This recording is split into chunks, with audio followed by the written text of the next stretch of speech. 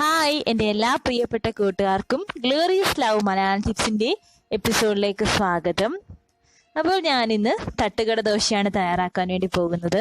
നല്ല സോഫ്റ്റ് ആയിട്ടും അതുപോലെ തന്നെ ടേസ്റ്റി ആയിട്ടുള്ള തട്ടുകട ദോശ. ഈ തട്ടുകട ദോശ ഒരു തവണയൊന്ന് ട്രൈ ചെയ്ത് നോക്കണം. പിന്നെ നമ്മൾ ഈ ദോശ തന്നെ ഉണ്ടാക്കുകയുള്ളൂ. ഞാൻ ഉറപ്പ് തരാം, നല്ല ടേസ്റ്റുള്ള തട്ടുകട ദോശയാണിത്.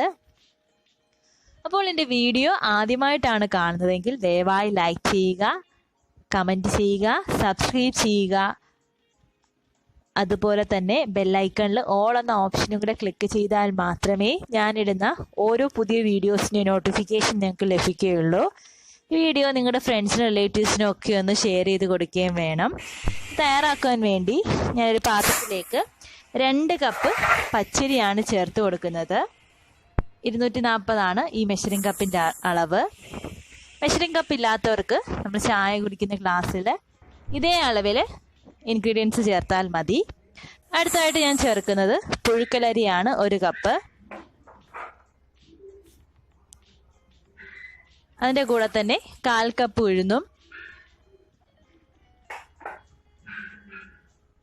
1 ടീസ്പൂൺ ഉലുവയും കൂടെ ചേർത്ത് കൊടുക്കുന്നു. ഇതൊന്ന് കഴുകി ഞാൻ വെള്ളത്തിൽ കുതിർത്ത് വെക്കാൻ വേണ്ടി അടച്ച് 6 മണിക്കൂറത്തേക്ക് മാറ്റി വയ്ക്കുകയാണ്. 6 മണിക്കൂറിന് ശേഷം ഞാൻ 2 സെറ്റായിട്ടാണ് ഇത് അരച്ചെടുക്കുന്നത്. അതിലേക്ക് ഞാൻ 1/4 കപ്പ് ചോറ് ചേർത്ത് കൊടുക്കുന്നുണ്ട്. ആവശ്യത്തിന് വെള്ളവും ചേർത്ത് ഒന്ന് അരച്ചെടുക്കാം.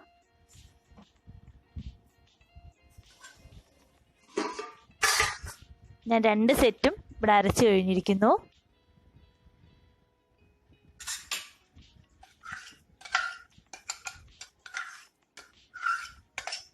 ഇതൊന്ന് ഇളക്കി കൊടുക്കാം.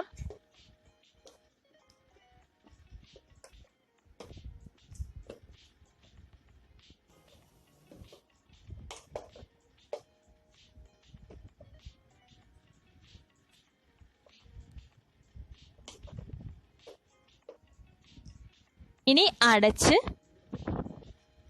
ഫെർമെൻറ്റേഷന് വേണ്ടി ഒരു ഓവർനൈറ്റ് വെക്കാം.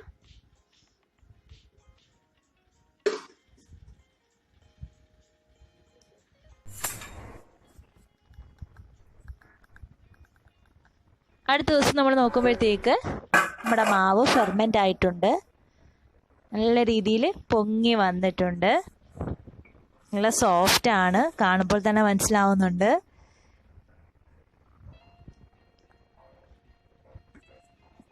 ഒന്ന് മിക്സ് ചെയ്തെടുക്കാം. ഇതിലേക്ക് ആവശ്യത്തിന് ഉപ്പും ചേർത്ത് കൊടുക്കാം. അപ്പോൾ തന്നെ അടുപ്പിൽ ഒരു പാൻ വെച്ചിട്ടുണ്ട്.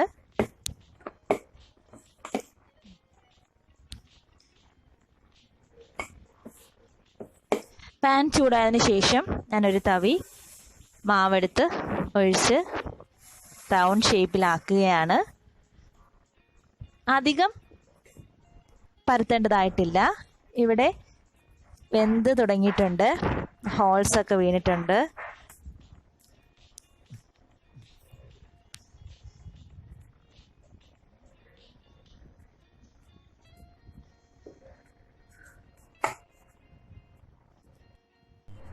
ഒന്ന് മറിച്ചിടാം.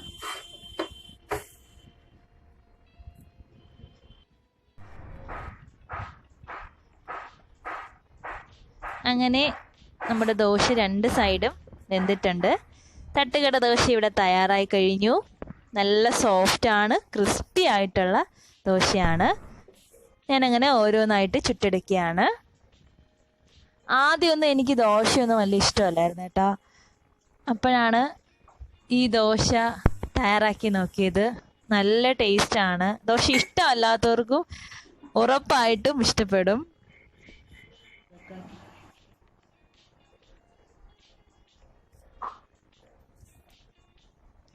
നമ്മൾ സാധാരണയായിട്ട് വീട്ടിൽ രാവിലെ ബ്രേക്ക്ഫാസ്റ്റിന് ദോശ ഉണ്ടാക്കുന്നതാണ്.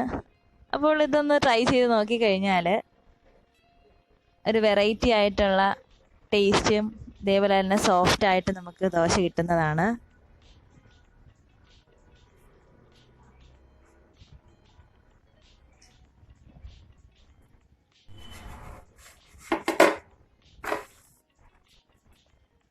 ഇത് എളുപ്പത്തിൽ തന്നെ തയ്യാറാക്കുവാനും സാധിക്കുന്നതാണ്. ഈ വീഡിയോ ഒന്ന് ലൈക്ക് ചെയ്തേക്കണേ.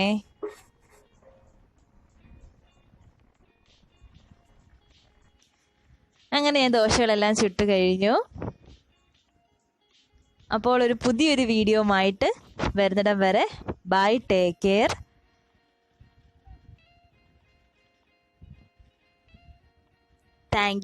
Thank you for watching my video.